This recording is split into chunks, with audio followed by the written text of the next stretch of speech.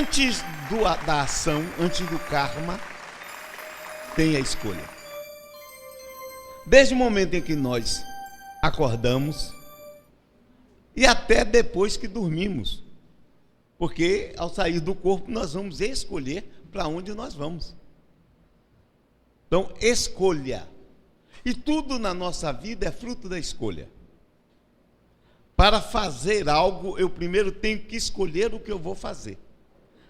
Essas escolhas nós veremos ao longo da nossa conversa, que elas serão conscientes ou inconscientes.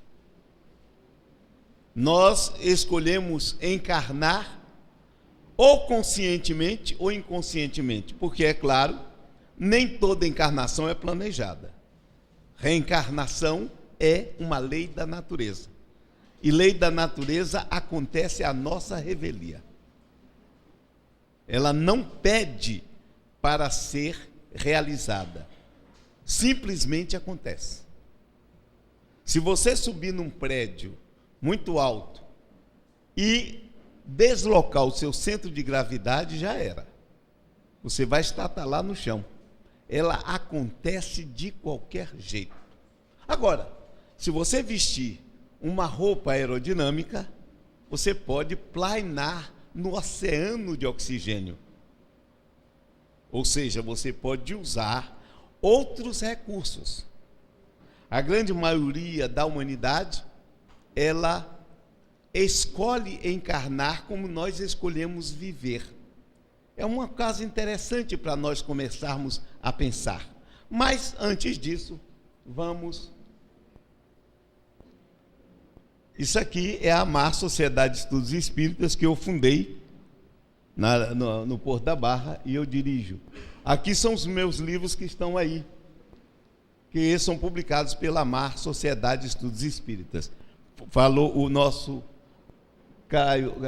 Fábio Pires, falou no desenvolvimento pessoal, uma proposta de individuação, os sonhos, a essência, orientando a existência, e a diversidade das escolhas, que é o assunto da nossa palestra.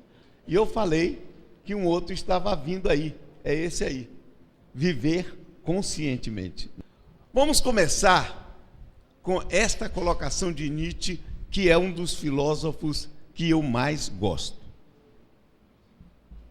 Amo os que não procuram por detrás das estrelas uma razão para sucumbir e oferecer sem sacrifício, mas se sacrificam pela terra, para que a terra pertença um dia ao super-homem. Ou seja, nós vivemos aqui, temos que viver aqui, e temos que escolher nos realizarmos aqui, e não ficar pensando, quando eu desencarnar. Não. É aqui que nós estamos, é aqui que nós temos que viver. Temos que amar a terra que nos acolheu. Temos que amar o corpo que nós formamos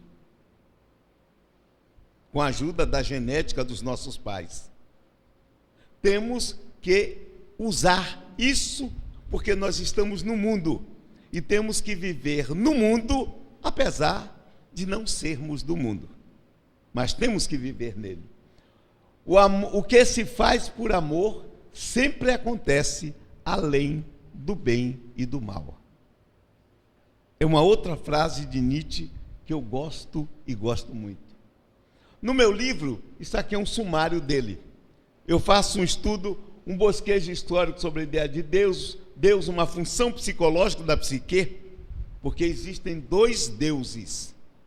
O Deus real, que nós não sabemos o que é, como é, nem por que é, e o Deus que nós imaginamos. Esse Deus que a gente lê no Livro dos Espíritos, o que é Deus? Deus é a inteligência suprema, a causa primeira de todas as coisas. Isso é um Deus psicológico.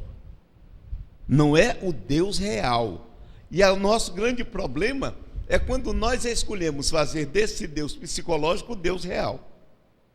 E quando esse Deus real é um Deus que castiga, é um Deus que está sempre atrás da lei de causa e efeito, aí nós liquidamos nossa vida. Porque nós escolhemos sofrer, nós escolhemos ser castigados permanentemente. Então, Deus, espiritismo versus cristianismo, que são coisas diferentes. As pessoas às vezes colocam, não, o espiritismo é o cristianismo redivivo. Não é, não, nem nunca foi. Inclusive porque a doutrina cristã e a doutrina espírita são completamente diferentes. São absolutamente diferentes. O único ponto que nos liga é Jesus. Fora isso, mais nada. O cristianismo admite uma vida única. Nós admitimos várias vidas. O cristianismo admite que só existe um destino fixo depois da morte. Ou vai para o céu, ou vai para o inferno, ou vai para o purgatório. Isso para o catolicismo, porque os evangélicos não. O espiritismo não admite isso. O cristianismo não admite comunicação dos espíritos. Mediunidade, nós admitimos. Logo, nós não temos a mesma coisa. Agora, Jesus sim é o nosso ponto fundamental. O problema da origem do bem e do mal, causalidade versus probabilidade. Karma e lei de causa e efeito. Eu faço uma crítica à nossa visão dessas histórias no movimento espírita. Eu vou ali, dou uma tropeção, arranco a unha do pé, porque na outra encarnação eu dei um chute em minha mãe. Não é não, é porque eu simplesmente não olhei para o chão. Só e exclusivamente. Complexos de tonalidade afetiva versus lei de causa e efeito. E assim sucessivamente. Mas como nós temos pouco tempo, vamos começar falando de escolhas usando essa parábola do filho pródigo. Vocês já ouviram falar nessa parábola? Ela está aqui. Ora, chegavam-se a ele todos os publicanos e os fariseus e escribas murmuravam dizendo: este recebe pecadores e come com eles.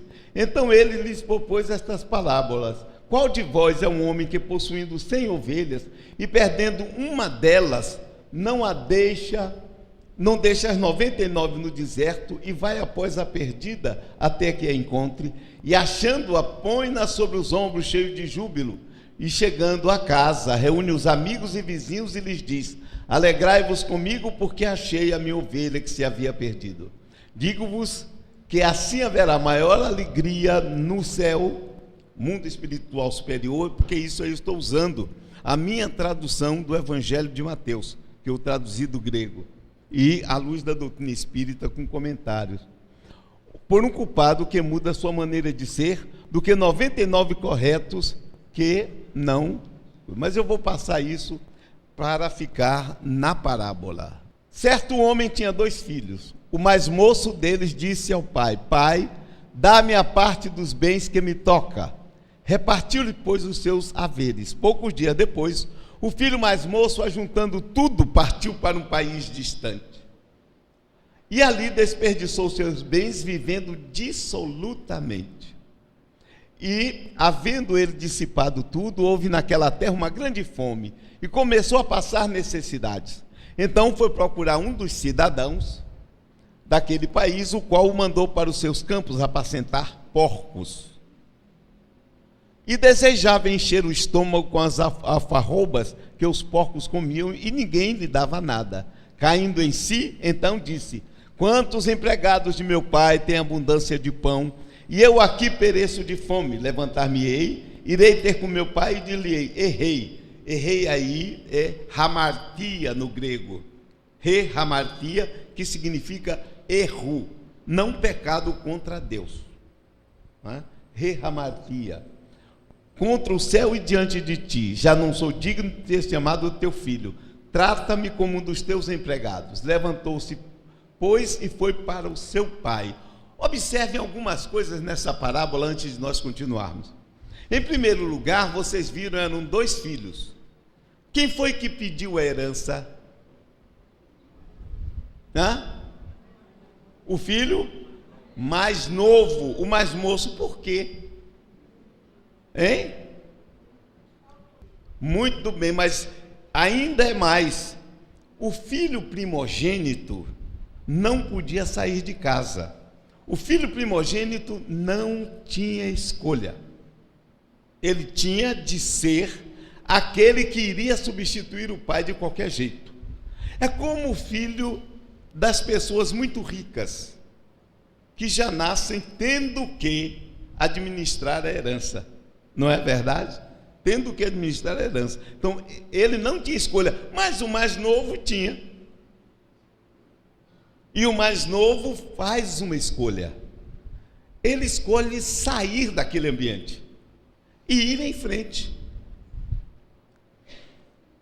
Levantou-se, pois, e foi para o seu pai. Estando ele ainda longe, seu pai o viu, encheu-se de compaixão e, correndo, lançou-se-lhe ao pescoço e o beijou. Disse-lhe o filho: Pai, errei contra o céu e diante de ti. Já não sou digno de ser chamado teu filho. Mas o pai disse aos seus servos: Trazei depressa a melhor roupa e vestiu, ponde-lhe um anel no dedo e sandália nos pés. Trazei também um bezerro cevado e matai-o. Comamos e regozijemo-nos, porque este meu filho estava morto e reviveu, tinha se perdido e foi achado. E começaram a regozijar-se. Ora, o seu filho mais velho estava no campo, e quando voltava, ao aproximar-se de casa, ouviu a música das danças. Chegando, um dos servos perguntou-lhe: que era aquilo? Respondeu-lhe: chegou teu irmão e teu pai matou o bezerro cevado, porque o recebeu são e salvo. Mas ele se indignou e não queria entrar. Saiu então o pai e estava com ele. Ele, porém, respondeu ao pai: eis que há tantos anos te sirvo e nunca transgredi um mandamento teu. Contudo, nunca me deste um cabrito para eu me regozijar com meus amigos. Vindo, porém, este teu filho, que desperdiçou os teus bens com as meretrizes e mataste-lhe o bezerro cevado. Replicou-lhe o pai: filho, tu sempre estás comigo, e tudo o que é meu é teu. Era justo, porém, regozijarmos-nos e alegrarmos-nos, porque este teu irmão estava morto e reviveu, tinha se perdido e foi achado. Está em Lucas 15, 11 e 32, esse, que é uma outra tradução que já está em andamento meu. Mas vejam só, essa parábola tem algumas coisas muito importantes. Primeiro, um que não podia escolher, o filho primogênito, só podia escolher dentro de uma escolha que já foi feita. Ele podia escolher se ele iria continuar, ia cuidar hoje da ovelha ou ia cuidar da plantação, se ia mandar fazer alguma coisa por um funcionário ou não. E mesmo assim, toda hora tinha que pedir licença ao pai, porque os pais continuam sempre donos das coisas que têm. Geralmente eles dizem para os filhos: olha, isso tudo lhe pertence, mas para abrir mão é uma tragédia, né? Sempre ele está mandando no filho, dizendo o que deve fazer, dizendo que o filho fez errado, e assim sucessivamente. Então, ele, sem escolha, foi obrigado a fazer o melhor dentro do que ele podia. Isso acontece com muitos de nós, que nascemos às vezes por uma escolha nossa em situações altamente difíceis. Por exemplo, já ouviram falar num camarada chamado Jerônimo Mendonça, um mineiro?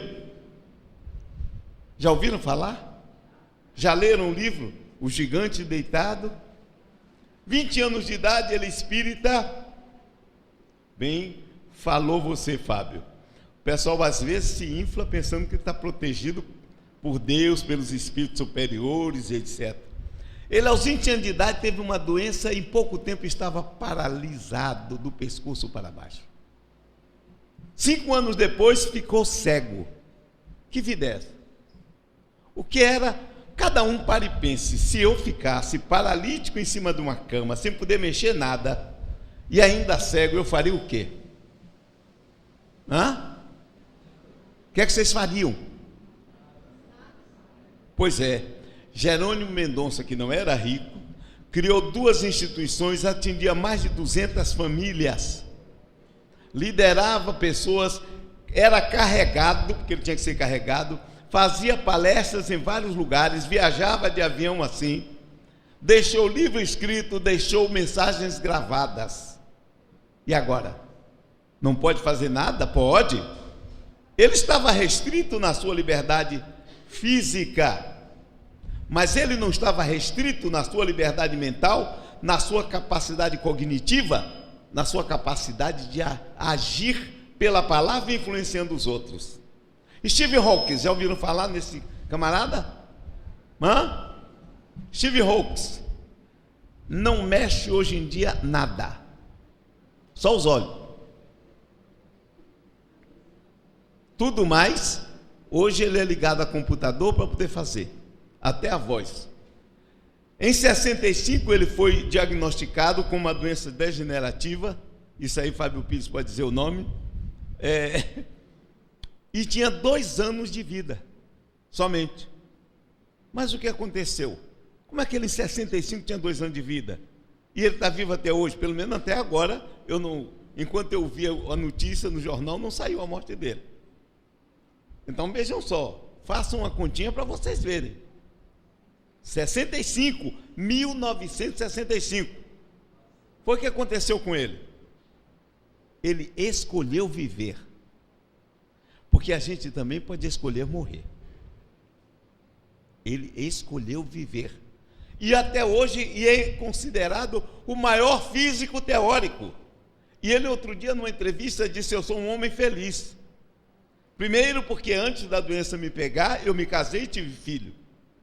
Em segundo lugar, porque eu escolhi uma profissão que só exige pensamento.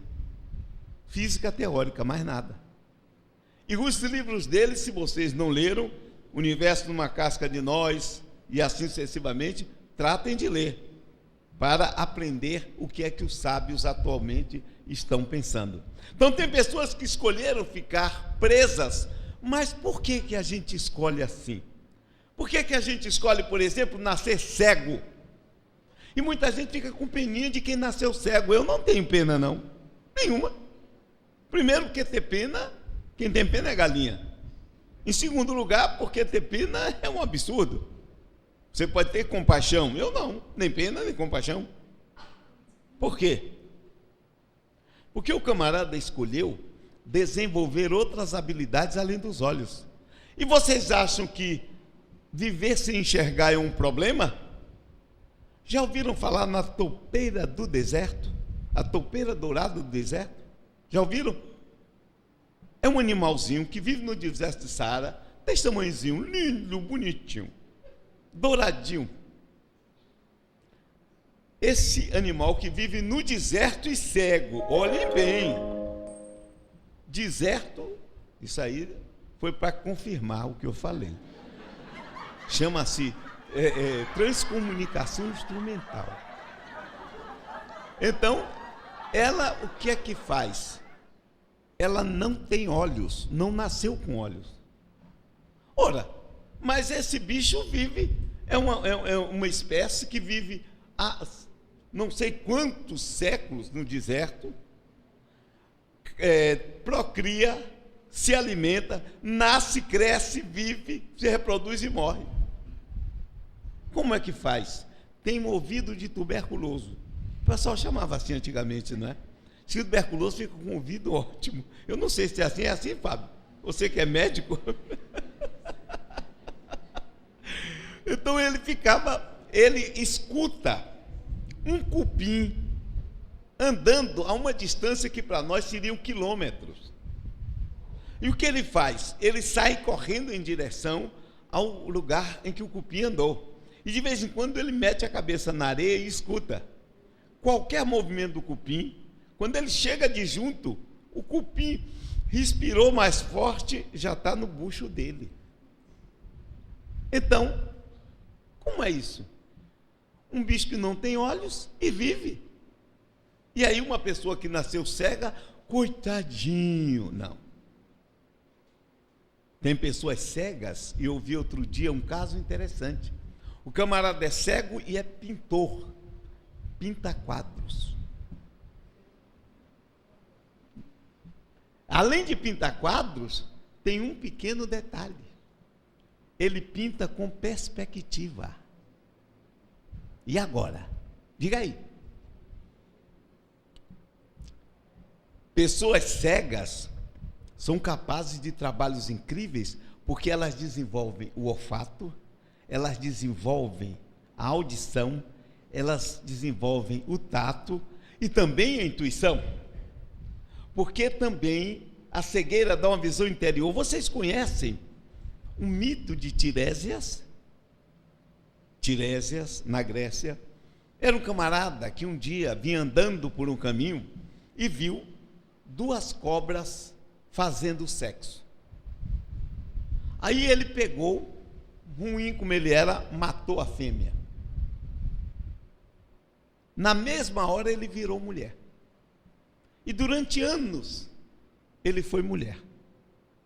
Não precisou fazer operação nem nada, simplesmente virou.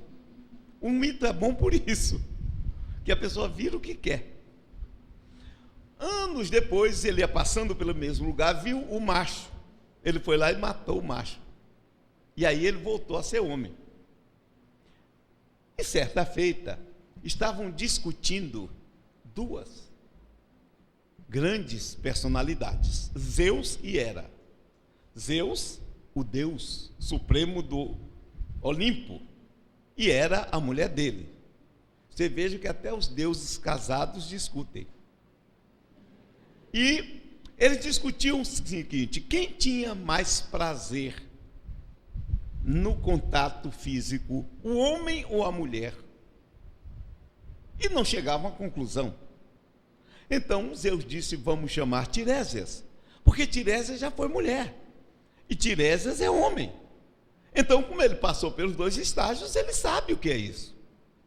E veio Tiresias e fizeram uma pergunta a ele, e Tiresias disse: olha, numa escala de 1 a 10, enquanto uma mulher tem 9 prazeres, 9 orgasmos, o homem só tem 1. Na mesma hora, Hera, morrendo de raiva, cegou ele. Por quê? Porque ele tinha revelado o segredo das mulheres, que os homens não sabiam até então. Aquilo era um segredo delas. Ele revelou, e ela com raiva. Porque também isso dava a seguinte impressão: o homem, com um orgasmo só, satisfaz a mulher 9 vezes. Ou seja, o homem é superior à mulher. Ela, paco, cegou ele. E Zeus, que fez? Deu a ele a visão interna. E ele se tornou o grande profeta, o grande vidente ou clarividente da antiguidade. Geralmente todas as fábulas, as mitologias gregas, elas falam a respeito disso. Mas continuando aqui, já o filho mais novo fez uma escolha. A escolha dele foi certa ou errada? Hein? O filho mais novo, o filho pródigo, escolheu certo ou escolheu errado? Olha, esse problema de certo ou errado varia muito. Porque simplesmente ele escolheu. Ao escolher, nós geramos consequências. Ele escolheu pegar o dinheiro. Ele escolheu sair para um país distante, quer dizer, eu quero sair dessa família. Quanta gente não pensa isso? Eu não quero saber desse povo, eu vou embora. E chegou lá, ele arranjou logo um bocado de amigo, porque quem tem dinheiro tem amigo. Pobre não tem amigo. Então, se você é pobre e tem um amigo, esse amigo é amigo. Agora, rico tem amigo, e ele bancando tudo, cheio de amigo, cheio de namorada, as mulheres atrás, aquela coisa toda que ele fez. Começou a pagar tudo, era o pagão. Tome a pagar. Mas minha mãe dizia que de onde se tira que não se coloca, um dia acaba. E um dia acabou o dinheiro. E nesse tempo ele se viu só. Sumiram as mulheres, sumiram os amigos, todo mundo sumiu. Vocês já viram isso em algum lugar? Interessante isso. Pois é, aconteceu. E aí, ele devia estar com vergonha, começou a aprender essa lição, tentou arranjar um emprego, não conseguia, e resolveu voltar para casa. Ele ia cuidar de porco, o homem era judeu. Judeu cuidando de porco, vocês imaginam logo, proibido por Deus. Então ele resolve voltar, se humilhar. Por quê? Por que ele fez isso? Porque ele aprendeu uma grande lição. O bom mesmo era a casa de meu pai. Lá até os empregados são bem tratados. Eu vou voltar e vou pedir um emprego. Aqui para nós, no fundo, ele sabia que o pai não ia fazer isso com ele, tá? Vamos lá. Então ele volta, o pai o recebe com alegria e ele vai retornar. Dos dois irmãos, olha como o irmão primeiro, quando soube, estão dando para aquele amigo, para aquele meu irmão, que gastou tudo. Vocês já viram falar de Abel e Caim? O cainismo é um grande problema entre irmãos. Se tem uma alegria que eu tenho na vida é ser filho único. Nunca tive esse problema. Na minha casa, o amor de minha mãe era meu, mas ninguém. O de meu pai era meu. Não dividi com ninguém. Mas quem tem irmãos tem sempre, você gasta mais do outro, aquela coisa toda. E quando se faz mais por um, o outro briga. Então, o irmão mais velho fez a mesma coisa. Ele estava julgando o outro, porque o pai estava dando alguma coisa para ele. E o pai disse, mas minha cara, tudo meu lhe pertence, você está aqui. E seu irmão estava perdido e voltou. E o que é que isso significa conosco? A doutrina espírita nos fala nas nossas escolhas. Nós vivemos escolhendo, todos nós estamos aqui. Cada um escolheu, consciente ou inconscientemente, a forma como nasceu. Nós que trabalhamos com a cabeça dos outros, né? Eu e Fábio Pires somos feitos pai de santo. Fazemos a cabeça dos outros, ele faz mais. Porque ele usa outros recursos para fazer. E eu só na conversa mesmo. Então as pessoas chegam para nós e tem vezes que dá vontade de chorar. Outro dia eu lia um artigo que foi uma tese feita nos Estados Unidos por uma terapeuta, uma psicoterapeuta, onde ela dizia, falava sobre o choro do terapeuta.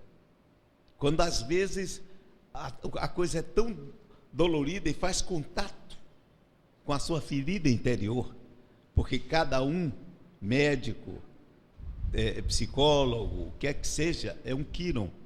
Ele tem sua ferida, ele é o curador ferido. Conhecem a história de Quiron? Quiron era um centauro. Como centauro, ele tinha uma sabedoria, porque ele era imortal, ele era filho de uma deusa, quer dizer, não era da deusa, foi com a nuvem que tinha a forma de Juno que ele foi feito, mas era, portanto, um imortal. E um dia, lutando contra outros centauros ao lado de Héracles, a flecha dele, que tinha sido mergulhada no sangue da hidra de Lerna, feriu ele. E a hidra de Lerna é um veneno terrível, fez uma ferida altamente dolorosa, que estava ali doendo o tempo inteiro, mas não podia sarar, porque ele era imortal. Então ele curava todo mundo, mas não curava a si mesmo. Às vezes nós vemos isso. Uma vez eu fui a um médico, eu estava com uma gripe muito forte, e cheguei, estava com um livro, La Science de l'Homme, do Dumas, André Dumas. Cheguei lá, o médico, um rapaz novo, me fez a consulta, e aí começou a passar um remédio. Quando eu botei o livro em cima da mesa, ele disse assim, você é espírita? Eu disse, sou. Ele disse, deixa eu falar uma coisa. Aí mudou. Ele começou a se consultar comigo. Eu devia ter cobrado, né? Porque ele começou a se consultar. Ele disse, olha, Djalma, eu sou oncologista. E eu descobri há poucos dias um câncer de pele. O homem estava apavorado. Eles dizem para nós, isso é uma besteira, mas para ele não era besteira. Ele estava apavorado. E aí me pediu indicações, eu dei. E tempo depois fui fazer uma palestra na casa de orações, ele estava lá. Né?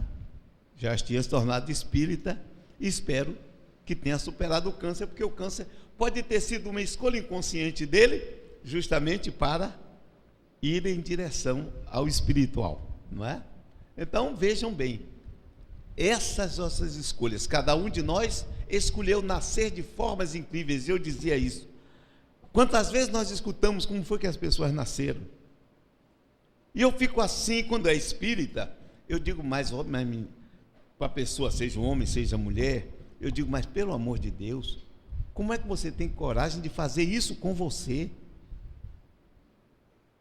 A pessoa escolher, como uma vez uma moça me contou, ela escolheu nascer filha de uma mulher, e ela deveria estar na farra, que era uma farrista.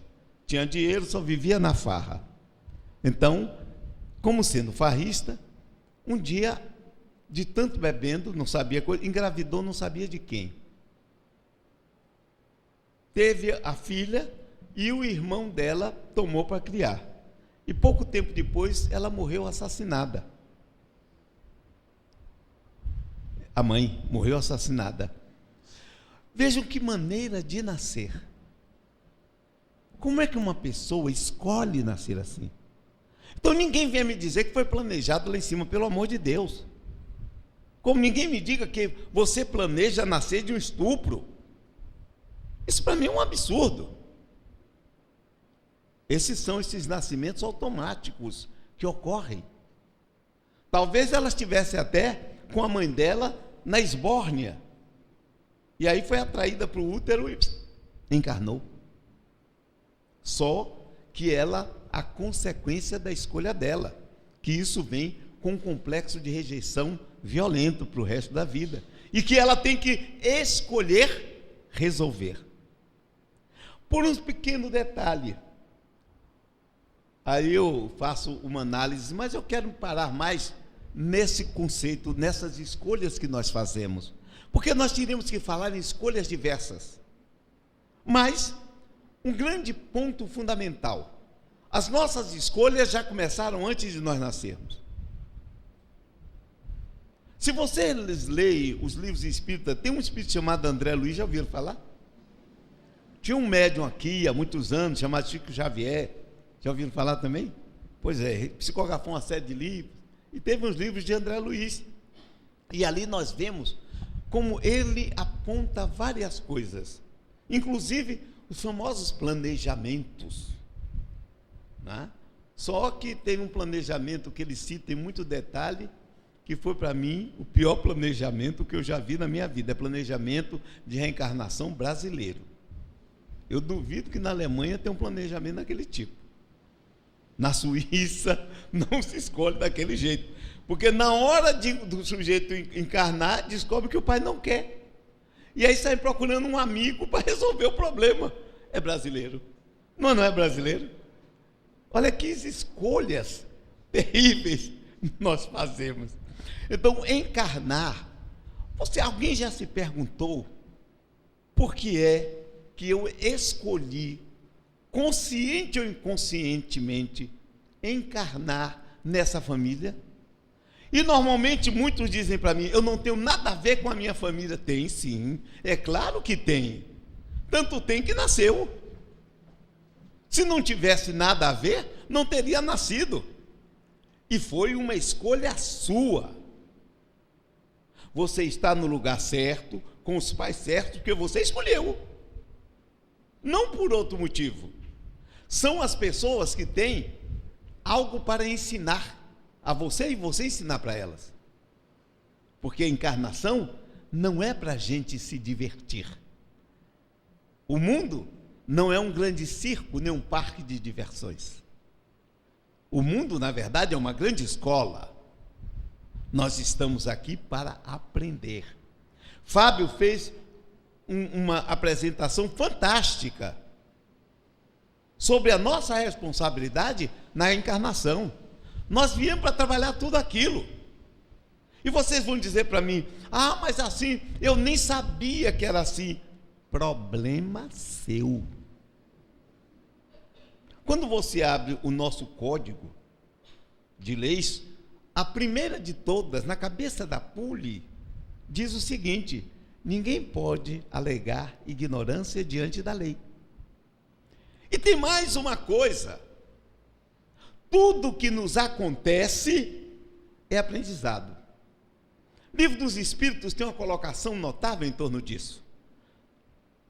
Nós podemos escolher uma encarnação, e eu quero chamar a atenção de vocês para que façam uma revisão do Livro dos Espíritos e vão ver que escolha é a doutrina básica da codificação. Não é? Não é o karma, não, nunca foi, é escolha. Então, escolha. Nós escolhemos, às vezes, fazer algo aqui, uma missão, entre aspas, que missão é qualquer coisa. Não é só ser um Chico Xavier, um Divaldo Franco, né? Um Fábio Pires, não. Pode ser um Djalma Margolo também da vida. O que é que vocês estão pensando? Então, encarnar com uma missão. E essa missão está além da capacidade. E aí se dá mal. E os espíritos, o que é que faz? Começa de novo. Eu acho notável essa pedagogia do e daí? Daí que você escolheu errado. Daí que você quebrou a cara. Daí que você cometeu um erro. Você é espírito. E é isso que nós pouco trabalhamos no movimento espírita. Nós pouco nos vemos como espíritos. Nós nos vemos como tudo, menos como espíritos. Se nos víssemos como espíritos, a nossa filosofia de vida, a nossa mundividência, para tornar uma coisa assim mais cultural, a nossa Weltanschauung, gostaram? Weltanschauung. Eu gosto de dizer essas palavras que o pessoal diz assim, mas como ele é culto, como ele é sabido, isso a gente decora, de vez em quando larga. É uma escolha para parecer culto. É uma questão de escolha.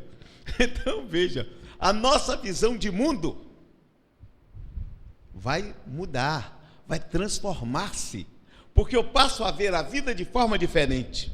Aqui mais adiante, eu vou tratar de um assunto que normalmente na doutrina espírita eu vejo tratado de forma muito determinística.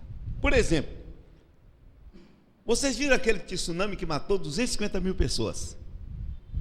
Vocês acreditam que todas aquelas pessoas no passado mataram pessoas de forma assemelhada àquela que morreram? Olha, para mim isso é um absurdo. E para Allan Kardec, para muitos espíritos que estão aí escrevendo por vários médios, não, mas para Allan Kardec, já leram um livro chamado A Gênese? Já leram? Já leram o capítulo 3º de A Gênese? Onde ele fala justamente desses cataclismos? Já ouviram? Deixa eu ver se eu tenho aqui. Eu tenho. A lei de destruição já começa com essa. A lei de destruição, é necessário que tudo se destrua para renascer e regenerar-se, pois o que chamais destruição não passa de uma transformação que tem por objetivo a renovação e o melhoramento dos seres vivos. O instinto de destruição, ele falando como nós vivemos destruindo uns aos outros. Eu sempre vejo as pessoas que fazem uma escolha de serem vegetarianas, não é? E se acham superiores a todas as demais. Porque eu não como bichinho. Eu digo, não, mas come plantinha. E plantinha não é ser morto. Eu vou recomendar a BBC tem uma série na Sky, vocês podem encontrar na net, um canal chamado BBC, que é de Londres. E eles têm programas notáveis. E um desses programas é How to Go a Planet, tem em português, eles traduzem. O nome é em inglês, mas isso é a tradução. Como cresce, se desenvolve um planeta. E o camarada mostra para a gente uma coisa: nós só vivemos aqui hoje por causa das plantas. Foram as plantas que criaram o oxigênio que nós respiramos. Antes de nós existirmos, quando durante 3 bilhões e 800 milhões de anos, a Terra só era habitada por bactérias, teve uma bactéria que mudou? As cianofíceas, que é uma alga, as algas azuis, e outras algas que começaram a aparecer e começaram a criar oxigênio e mataram as outras, que não respiravam oxigênio, para quem o oxigênio era veneno. E o ar que nós respiramos, a sua imensa maioria vem delas. Então foram as plantas que mudaram a terra. E nós hoje estamos aqui por causa delas. E nós as comemos, dizendo que vão ficar santos porque comemos ela. Não é não. E tem mais, a pessoa que não come um baby beef, come semente. Semente é feto, é óvulo.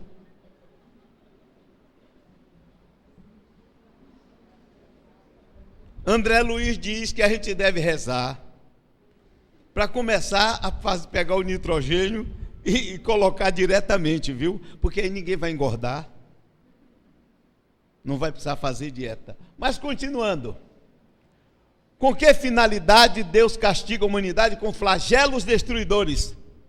Para fazê-la avançar mais rápido. Não dissemos que a destruição é necessária, a regeneração moral dos espíritos, que adquirem em cada nova existência um novo grau de perfeição?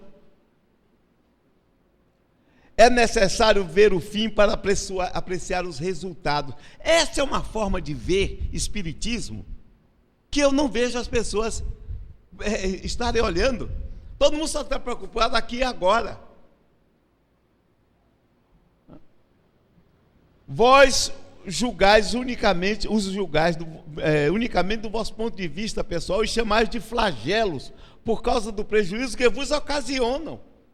Mas esses transtornos são frequentemente necessários para fazer chegar mais rapidamente uma ordem melhor de coisas, realizando em alguns anos o que exigiriam vários séculos. Lembre da peste negra, que fez uma transformação social, econômica e espiritual no planeta. Mas nesses flagelos sucumbe o homem de bem como o perverso. Isso é justo? É um problema que nós temos, é uma escolha que nós fazemos o tempo todo de ficar achando que tem justiça ou injustiça num câncer, numa tuberculose, numa AIDS, esquecidos de que todas essas doenças, em geral, são escolhas nossas. Nós escolhemos. Aí uma pessoa de câncer fala para mim, eu escolhi ficar de câncer, escolheu sim. Eu é que não escolhi, porque até agora eu não tive. No dia que eu escolher, eu vou ter. Durante a vida, o homem relaciona tudo com seu corpo, mas após a morte pensa de outra maneira, e como dissemos, a vida do corpo é pouca coisa. Um século do vosso mundo é um clarão na eternidade, portanto, os sofrimentos do que chamais alguns meses ou dias não são nada. É um ensinamento para vós que vos servirá no futuro. Os espíritos, eis o mundo real, pré-existente e sobrevivente a tudo. Eles são os filhos de Deus e o objeto de toda a sua solicitude. Os corpos não passam de disfarces sobre os quais aparecem no mundo. Vocês já pensaram assim? Nós estamos aqui com um disfarce? Eu estou aqui num disfarce de Djalma Argolo. Nasci na Bahia, mas já escolhi a minha próxima reencarnação. Eu vou nascer baiano na Suíça. E vocês não param para perguntar por quê? Porque eu quero já nascer poliglota. E na Suíça ou você é poliglota ou morre de fome. Ah? Então vejam, eles são os filhos de Deus e o objeto de toda a sua solicitude. Os corpos não passam de disfarce, etc. Nas grandes calamidades que dizimam os homens, eles são como um exército que durante a guerra vê as suas vestimentas usadas, rasgadas ou perdidas. O general preocupa-se mais com seus soldados que com a roupa deles. O mal agora, aí nós vamos para a Gênese. Vocês têm que fazer uma escolha.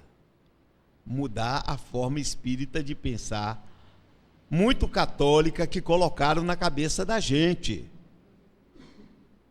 Vejam só, o mal existe e tem uma causa. os males de toda a sorte, físicos ou morais, que afligem a humanidade, apresentam duas categorias que é necessário distinguir. Estes são os males que o homem pode evitar e aqueles que são independentes de sua vontade. Entre estes últimos é necessário colocar os flagelos. Se nós estamos aqui e tem um terremoto e cai essa casa, já era. Foi independente da nossa vontade. Agora, se você nasce na Islândia, você sabe que você pode morrer num tremor ou num vulcão. Se você nasce no Japão, sabe que pode morrer num terremoto. Se nasce no Haiti, sabe que pode morrer, porque o Haiti está em cima de uma placa tectônica. Se você resolve nascer em Nápoles, pertinho do Vesúvio, um dia o Vesúvio vai explodir. E tem hoje em dia, quando explodiu no ano 70, morreram 10 mil pessoas. Hoje, moram em torno do vulcão 3 milhões. E vocês, quando o Vesúvio explodir e morrerem 2 milhões de pessoas, vocês vão dizer que foi o quê? Castigo de Deus ou burrice de morar no lugar errado? Não, sim. Porque muitas vezes nós fazemos escolha. Por exemplo, eu vim outro dia dirigindo numa rua e eu tinha que virar à direita. E tinha um prédio. E eu tinha que olhar para ver se vinha carro. Lá onde fica a Psique. Eu ia para a Psique. Ora, eu vou descendo, eu olho para ver se vem um carro da esquerda enquanto estou virando. Eu olho e vou virando. Aí uma velhinha resolveu atravessar no ponto cego. Quando eu viro o freio, ela tomou susto e ainda brigou comigo. E eu fiquei pensando, se tivesse morrido, desencarnado, ia chegar lá em cima e ia ver duas coisas. Primeiro, eu não sentiria a menor culpa. Em segundo, ela chegava no mundo espiritual e perguntava, morreu de quê? De burrice. Você atravessou no lugar errado, morreu de burrice.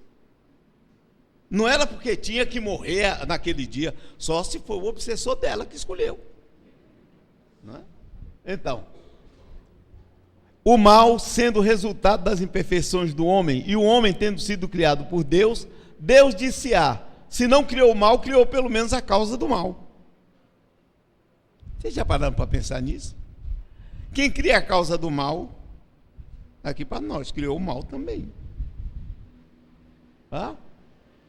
Se houvesse feito o homem perfeito, o mal não existiria. O meu amigo Adenauer sofreu por causa disso. Ele estava em Orlando, na Flórida, convidado, e foi fazer uma palestra. Fábio sabe disso, eu não sei se ele contou aqui. Aí ele começou a fazer a palestra, e lá para tanto ele disse uma coisa: o culpado dos meus erros é Deus. Ele está certo ou está errado? Aí a dona do centro levantou e esculachou com ele, menino. Mas olha, no seminário, ele ficou parado. A mulher disse: vocês me desculpem, se eu soubesse que era isso que vinha para cá, não tinha isso. Esculachou o pobre do Adenauer. A mulher não deixou ele molhar o bico. Porque ele diz assim: o culpado é Deus, mas a responsabilidade é minha. Mas por que que Deus é o culpado? Porque ele criou o homem simples e ignorante. Se você cria uma coisa simples e ignorante, você quer o quê? Que ele seja perfeito? Carl Gustav Jung, certa feita, entrou numa crise, quase um pensamento que ele ia ter, que eu não vou contar aqui porque é meio nojento, o final dele. Mas ele saiu da crise o dia que o pai dele era pastor luterano, quando ele começou a pensar em Adão e Eva. Ele tinha 12 anos de idade, no paraíso.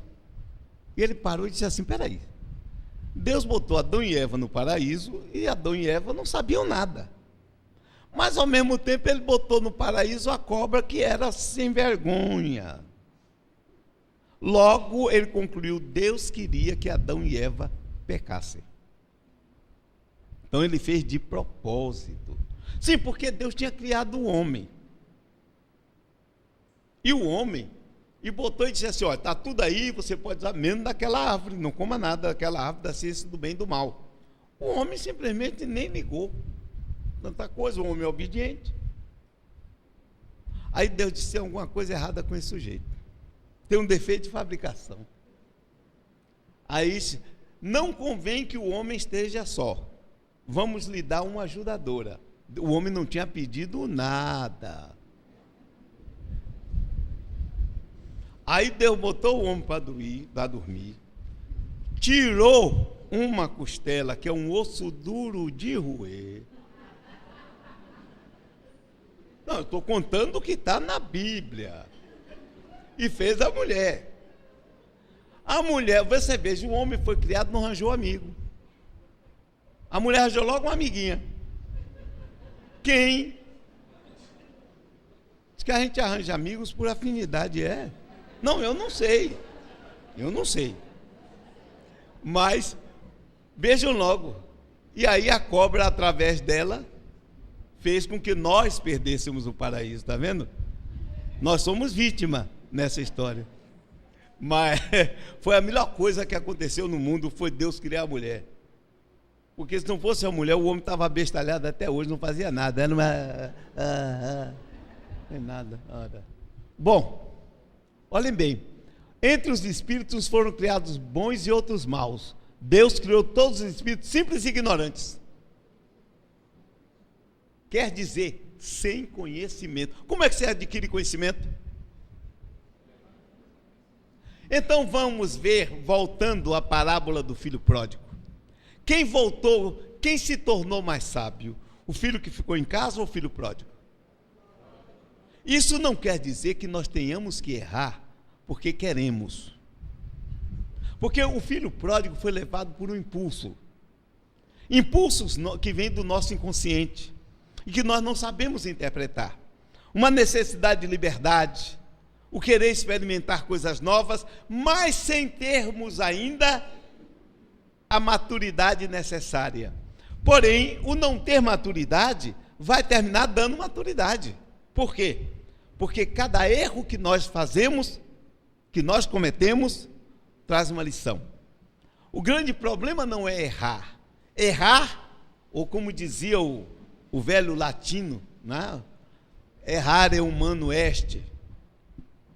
Errar é humano. Agora, persistir no erro é burrice. E quantos de nós persistimos no erro? Reencarnação após reencarnação, porque fazemos sempre as escolhas na mesma direção e no mesmo sentido. Se vocês já leram a República de Platão, vão verificar que nas últimas páginas ele fala num fenômeno de quase morte. O Panfilho, estava na guerra e morreu, entre aspas. Quando ele foi mandado para casa e colocaram na pira para tocar fogo, ele voltou a si. Voltando a si, ele contou o que ele tinha passado. Ele tinha ido ao mundo espiritual, onde ele viu montanhas, ele viu casas, ele viu uma série de coisas, e ele viu as pessoas que vinham do mundo, que tinham morrido, e aquelas que iam reencarnar. Está na República de Platão. E eles eram julgados, e na hora de reencarnar, eles tinham que pegar numas tabuinhas, deviam ser umas óstracas, e tinham que pegar o destino que iriam ter. E eles iam e pegavam os mesmos destinos que tiveram no passado, ou seja, eles escolhiam a mesma coisa. Muita gente vive com vontade de fazer uma escolha. Eu quero fazer regressão de memória. Um conselho que eu dou: não façam não. Eu já tive que tratar, e garanto que Fábio também, em consultório, pessoas que fizeram terapias regressivas e que ficaram psicóticas. Porque elas olham para a mãe, essa minha mãe me matou em 2, 3 vidas. Pegam para o pai, em 4 vidas atrás ele me estuprou. O irmão, rapaz, isso é loucura. É ou não é, Fábio? Isso é loucura. Estava falando para Fábio, eu tive 5 regressões espontâneas, não pedi e aconteceu. E uma coisa que eu descobri, não me serviu de coisa nenhuma. Não serviu de nada.